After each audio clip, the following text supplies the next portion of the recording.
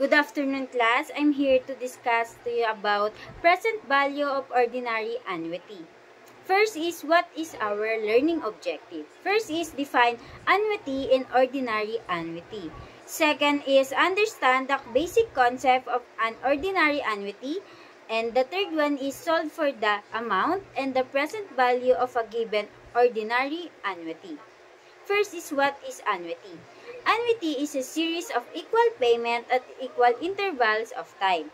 An annuity is contract where an individual or entity makes a series of payments. For example, retirement income, pension payments, car payment, rent, or etc. The next one is ordinary annuity. Ordinary annuity payments are made at the end of each time interval. Frequency of payment is same as frequency of compounding the interest. Also, ordinary annuity is a series of equal payments made at the end of each period over a fixed periods of time, unlike an annuity due which has payments at the beginning of each period. The next one is, what is present value of ordinary annuity? Refers to the sum of discounted value of each period payment of the given rate of interest, also tempered as capital value. For computing following formulas use, P is equal to R, quantity 1 minus, parenthesis 1 plus R, quantity raised to negative N over R, where R or yung value of annuity or payment per period.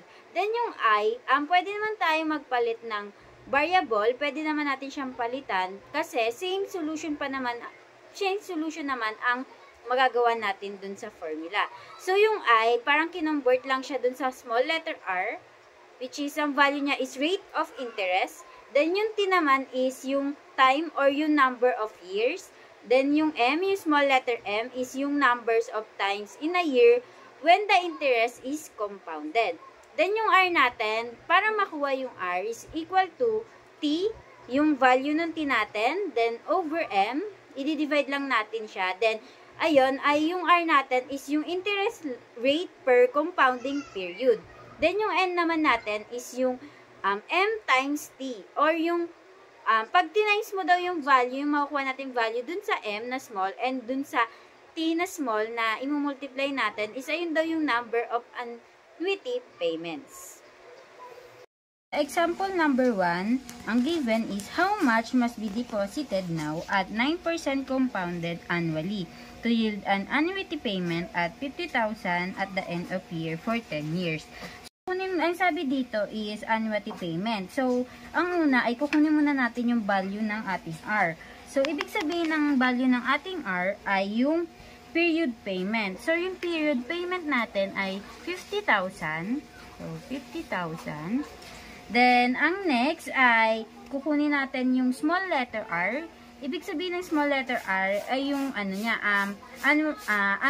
annually interest. So, yung annually interest natin is 9%, or pag dinivide natin sa 100 is 0.09. So, ang next, ang kukunin naman natin ay yung small letter M. So, ibig sabihin ng small letter M, ito yung sa may compounded annually. So, yung value niya is 1. Bakit 1? Kasi compounded annually siya. Then, the next value is small letter T. Ang small letter T ay yung ating time or years. Sa given, ang nilagay doon ay 10 years. Okay. The next one is small letter I. Small letter I, again, to solve for small letter I, R divide M. So, kukunin muna natin yung value ng ating R, which is 0.09. Then, divide kung ano yung value ng M, which is 1. Then, pag dinivide mo na, ang answer is 0.09. Okay. The next one is the value of N. Yung N natin is yung just multiply the M times T. So, magiging value natin, kukunin muna natin yung value ng M, which is 1 times yung value ng T, which is 10. So, yung N natin is equal to 10. So, ngayon, isa-substitute na natin siya sa ating formula. Again, ang hahanapin natin is the present value of ordinary annuity. So, magkano nga ba ang dapat na di-deposit natin para makakuha tayo ng 50,000 annuity payment at the end of the year? Okay, susulat muna natin yung formula para makuha. So, present value of annuity is equal to R times 1 minus quantity 1 plus I, quantity minus N times over I.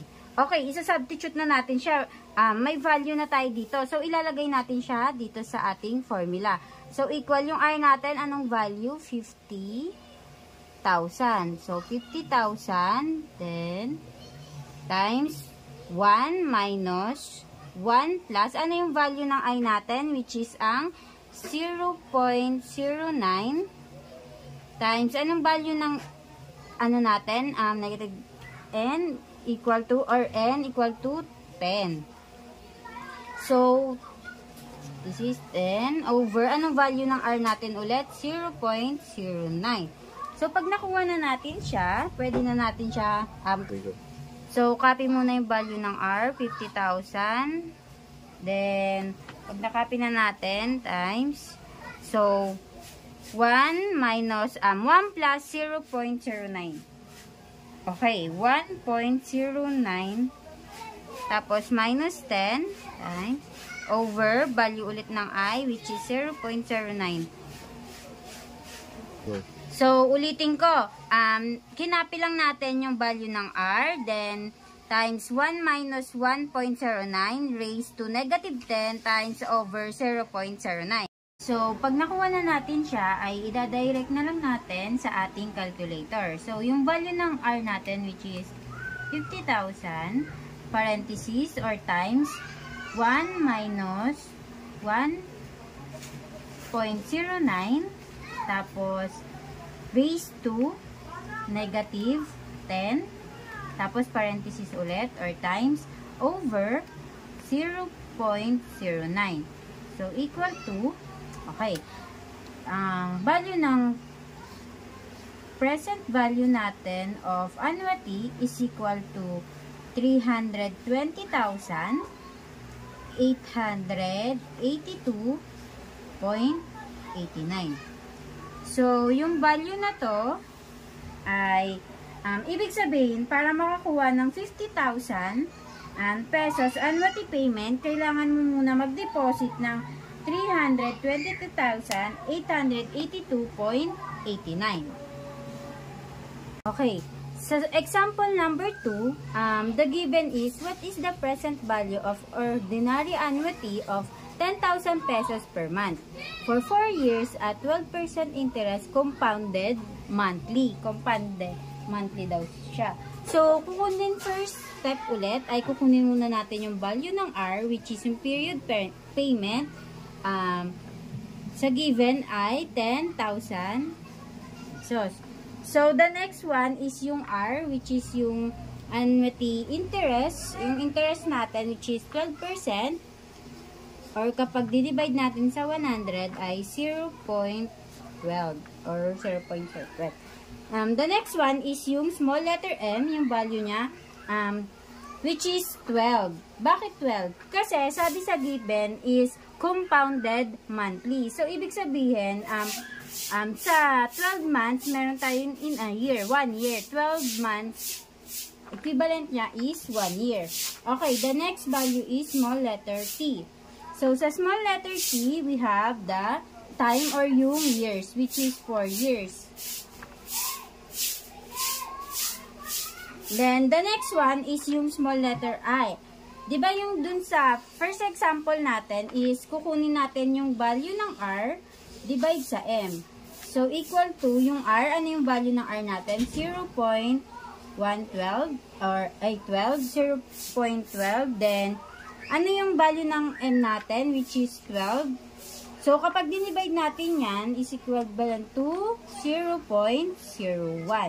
Okay, may value na tayo ng I. The next one is value ng N. So, yung kanina, same lang dun sa example number 1 yung ginawa natin. M times T. So, yung value ng M, ita-times natin sa value ng T. So, yung M natin dito is 12. Then, times yung value ng T, which is 4. So, yung N natin, equal to 48. So, ulitin ko yung formula ay present value of annuity is equal to R, quantity 1 minus quantity 1 plus I, quantity raised to negative N over I. So, isa-substitute lang natin yan lahat dun sa nakuha natin, dun sa given. So, yung R natin, which is 10,000, tapos, parenthesis, 1 minus quantity 1 plus, ano yung value ng I natin, which is 0.01. Quantity raised to negative, ano yung value ng N? 48. Okay. Then, parenthesis, over, anong value ng I natin? Ulit, 0.01. So, equal to, copy na naman ang ating R, 10,000 times 1 minus 1 plus 0.01. Okay. 1.01. Tapos, raised to negative 48 times over 0.01. Okay, same procedure lang katulad ng example number 1 natin kanina na idadirect natin sa ating calculator.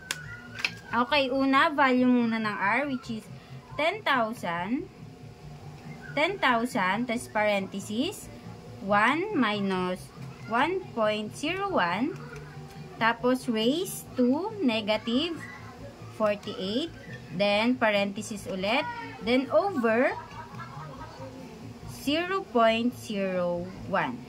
Okay? Equal to, okay. Ang value daw ng present value of annuity natin is equal to 379,739.59. Ito daw ang ating value of present value sa given.